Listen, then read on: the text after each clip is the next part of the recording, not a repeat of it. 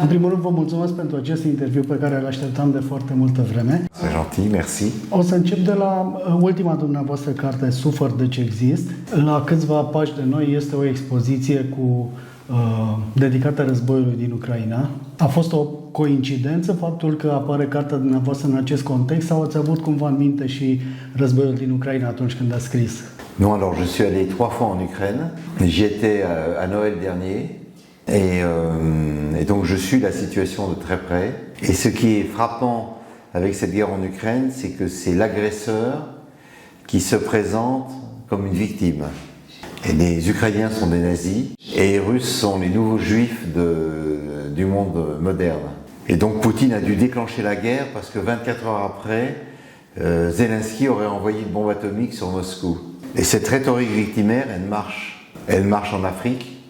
Le groupe Wagner se bat aux côtés des juntes pour dénoncer le colonialisme français. Et elle marche en Moyen-Orient, où Poutine soutient le Hamas et le Hezbollah, et les talibans aussi en Afghanistan, contre l'impérialisme occidental. Războiul din Ucraina pare să ne demonstreze că nu învățăm nimic din istorie. De exemplu, după atrocitățile din cel de-al doilea război mondial, nu credeam că o să mai vedem gropi comune. Și totuși se întâmplă astfel de lucruri la câțiva pași de granița României. Dacă știți atât de bine situația din Ucraina, riscați nu neapărat un pronostic, dar o opinie despre cum ar putea să se termine acest război? Alors sur la fin, non. Je pense qu'elle ne va pas s'arrêter avant très longtemps. Parce que les Ukrainiens n'accepteront jamais de perdre le Donbass et la Crimée, et les Russes n'accepteront jamais de rendre le Donbass et la Crimée. Donc ça va être un front figé. L'Ukraine essaye de rééquilibrer les forces militaires. Elle a créé en 3 ans une industrie militaire très performante, avec des missiles absolument extraordinaires. Donc elle aura bientôt une flotte d'aviation assez conséquente, les F-16, les Mirage 2000, et donc je ne vois pas l'issue de la guerre. Sauf si le front s'effondre dans le Donbass, à Bakhmut ou à Prokhovsk Non, il n'y a pas d'issue possible, sauf si les États-Unis et l'Europe donnent aux Ukrainiens des moyens de reconquérir leur territoire. Mais l'aide américaine est assez forte pour que l'Ukraine ne tombe pas, mais elle est trop faible pour que l'Ukraine gagne. Et donc l'Europe a cru après 1989 que la paix était arrivée dans le monde entier, et nous n'avons pas su lire les signes avant-coureurs de la dégradation de la situation qui nous était envoyée par les Baltes, les Polonais, les Roumains, les Tchèques, qui nous avertissaient « attention, attention, la Russie se réveille », et nous n'avons pas voulu les écouter. Cu toate astea, ar trebui să simtă Occidentul vreo urmă de responsabilitate pentru ce se întâmplă în Ucraina? Oui, parce l'Occident s'est trompé sur Poutine. Sarkozy s'est trompé, Angela Merkel s'est trompée, Emmanuel Macron s'est trompé. Ils n'ont pas voulu intégrer l'Ukraine dans l'OTAN en 2008. Et si l'Ukraine avait été dans l'OTAN, il n'y aurait pas eu de guerre. Et même Macron, pendant 2 ans, a fait des ronds de jambes avec Poutine. Poutine lui a menti effrontément, il lui a menti en plein visage. Et Macron a été très vexé. Donc il a mis 2 ans à comprendre la situation en Ukraine. Donc maintenant il est au clair. Mais les Allemands tergiversent. La Hongrie est du côté de Moscou. La Slovaquie aussi. Et les opinions publiques hésitent. Spuneați aseară că faceți parte din generația răsfățată de istorie. Cum am putea să caracterizăm generația de acum, care, uite, întâmpină astfel de probleme? Je dirais que c'est une génération d'incertitude, qui hésite et qui a perdu la confiance dans les valeurs de ses aînés, mais qui n'a pas trouvé à son tour de nouveaux principes pour agir. Mais toute une partie de la jeunesse est quand même très consciente des enjeux et ne cède pas à un pessimisme facile. Revenim acum la literatura dumneavoastră. On revient à la littérature. Așa, pentru că ajunge cu atâta politică. Eu v-am descoperit, la fel ca cei mai mulți dintre cititorii români, cu Luni de fiere. care a fost un adevărat șoc cultural pentru noi. Cum vedeți acum teme precum dragostea și suferința despre care scrieți acolo, în contextul în care atât de repede s-au schimbat lucrurile, de parcă noua dezordine amoroasă despre care scriați e acum așa în plină desfășurare? Oui, alors le désordre amoureux est terminé aujourd'hui. Aujourd'hui, c'est plutôt un renforcement de nouvelles féodalités sexuelles ou féminines ou minoritaires. Donc hier on disait faites l'amour pas la guerre, et aujourd'hui certaines féministes nous disent faire l'amour c'est faire la guerre au patriarcat. Et donc il y a eu une sorte de changement à 180 degrés par rapport aux années 70. À l'émancipation des corps a suivi la suspicion sur le désir. Et le désir masculin est considéré spontanément comme un désir de viol. On lit ça tous les jours dans la presse française de gauche. Tous les hommes sont coupables, tous les hommes sont responsables. Nous vivons dans une culture du viol. Et ce qui, de mon point de vue, est complètement faux et fou. C'est exactement l'inverse.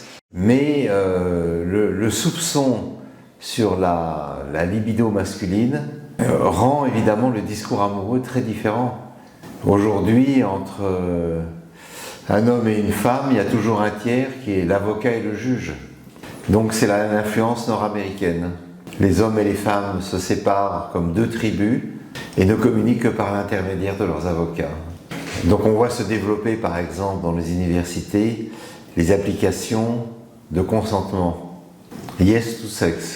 Et donc chaque acte amoureux ne vaut qu'une seule fois. Si la jeune femme n'est pas d'accord, la deuxième fois c'est du viol. Donc ça rend le rapport amoureux complètement incohérent. Il n'y a plus de confiance, il n'y a plus d'abandon, il n'y a plus d'exploration des corps. Il n'y a qu'un regard presque juridique qui coche les cases du oui, non, oui, non, oui, non. Donc effectivement, on a changé de période.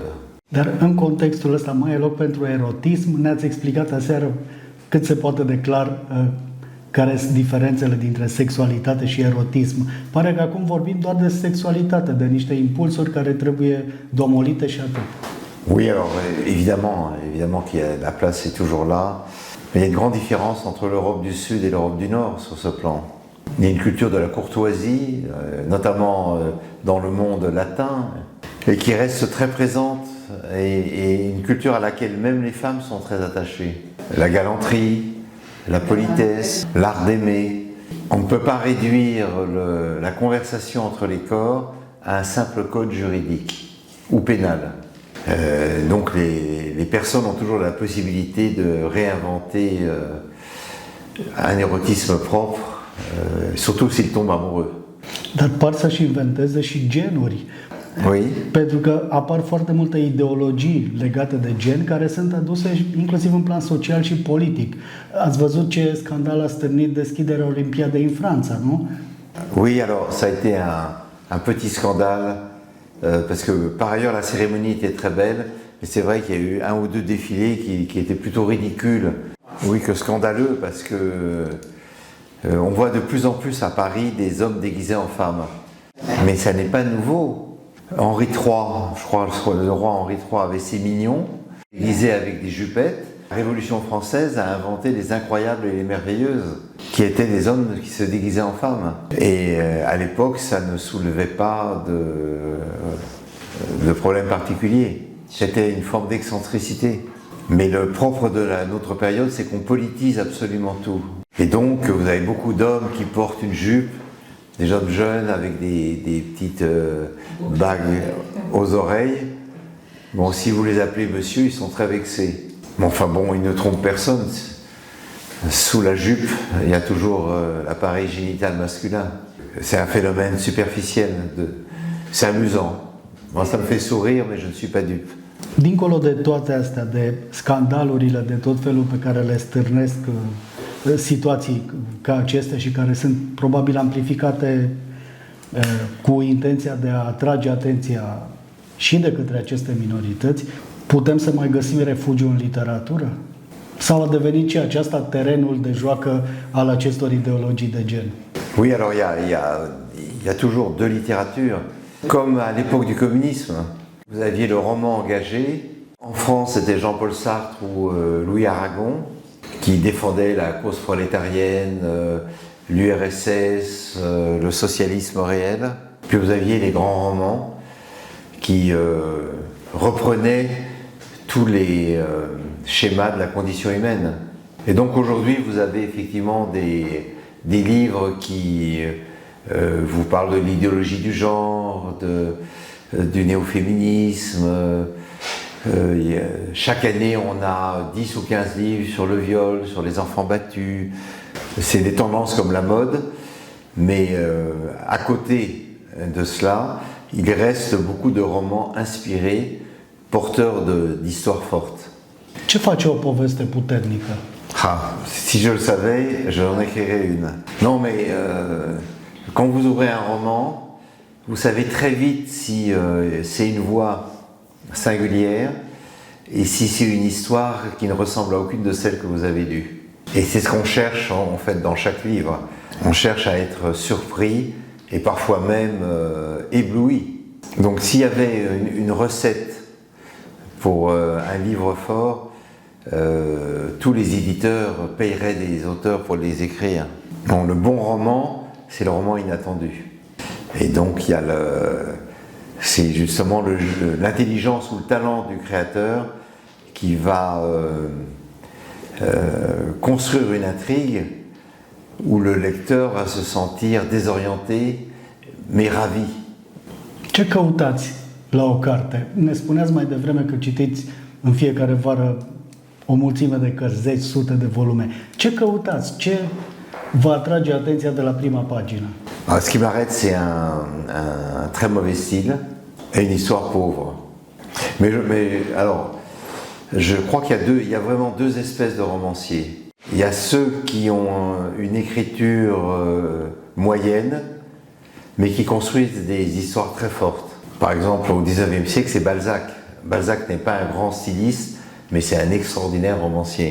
Et puis, il y a le roman à la française, avec une histoire toute petite, mais alors un style éblouissant, des phrases recherchées. Parfois, il y a une telle perfection stylistique qu'on est arrêté à chaque phrase. Et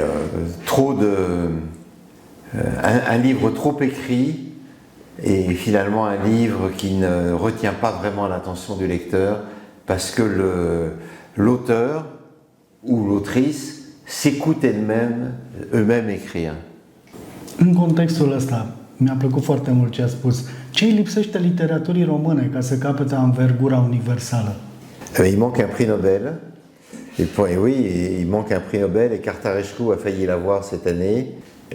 Il faut comment dire, comme un appel de phare en voiture, vous savez, on vous dit coucou, je suis là. Et par exemple, cette année, le prix Nobel a été attribué à une femme coréenne dont je n'avais jamais entendu parler.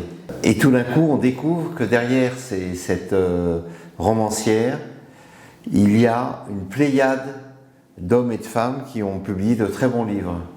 Donc ce qui manque à la Roumanie, c'est pas des talents, parce qu'il y a énormément de talents, mais un livre qui fait un best-seller à l'étranger. Cette percée, vous l'avez déjà réalisée dans le cinéma, parce que vous avez des très grands réalisateurs connus mondialement. Le cinéma roumain, il existe partout, il est projeté. Et donc pour la littérature, c'est le même chemin. Dar în Franța, cum sunt receptați scriitorii români? Și vă întreb asta pentru că foarte recent Mircea Cărtărescu a fost nominalizat la 2 importante premii în Franța. Oui, les auteurs sont accueillis au goutte à goutte, c'est-à-dire au cas par cas. Voilà, les éditeurs publient un roman, et si le roman ne marche pas, ils ne reprendront pas le prochain. Donc il faut aussi une politique de fidélité. Mais c'est un travail sur plusieurs années, c'est très long. Mais la qualité finit toujours par triompher. Ați vorbit și aseară, dar și în eseuri de la dumneavoastră despre rolul cărților în viața dumneavoastră. Care mai este rolul literaturii astăzi? Poate literatura să schimbe ceva în lumea asta? Ah oui, je crois que les livres changent la vie des gens. Moi, on me l'a souvent dit, mais même moi, ce sont des livres qui m'ont aidé à traverser des périodes difficiles et à découvrir des horizons nouveaux. Oui, il n'y a aucune raison que ça change. Ce n'est pas sur les réseaux sociaux que les jeunes gens et les jeunes filles vont trouver des raisons de vivre et d'aimer. Mais dans les livres, oui. Dans les films, dans les pièces de théâtre.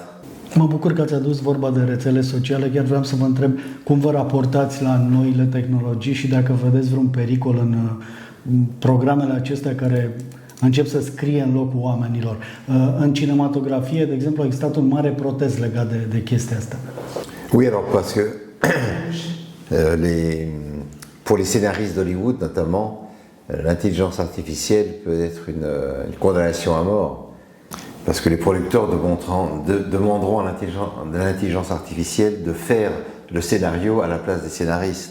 Donc ils ont obtenu apparemment satisfaction et une meilleure rémunération de leur travail. Et pour l'instant, l'intelligence artificielle n'a pas écrit un scénario extraordinaire où elle triompherait par exemple de la raison humaine. Mais quant aux réseaux sociaux, je ne suis pas dessus, donc. Mais je vis avec des gens qui sont sur Instagram, Facebook, Snapchat. Dacă ați vrea să ne recomandați o carte pe care credeți că ar trebui să o citească oricine, nu trebuie să fie neapărat una dumneavoastră. Écoutez, c'est pas très culturel ce que je vais dire, mais j'ai adoré un polar américain récemment. J'avais lu un très gros livre d'un auteur anglo-saxon qui, je crois, va être ici et qui était beau mais très long et très fatigant.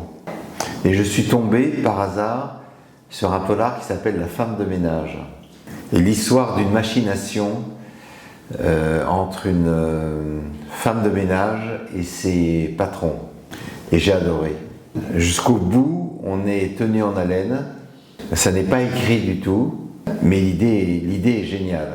Et c'est vraiment l'illustration de la division dont je vous parlais tout à l'heure. Il y a les livres efficaces et les livres qui ne sont que littéraires. Quand la synthèse se fait, c'est merveilleux, mais j'ai besoin souvent de lire des romans policiers, de regarder des films d'horreur pour détendre mon cerveau.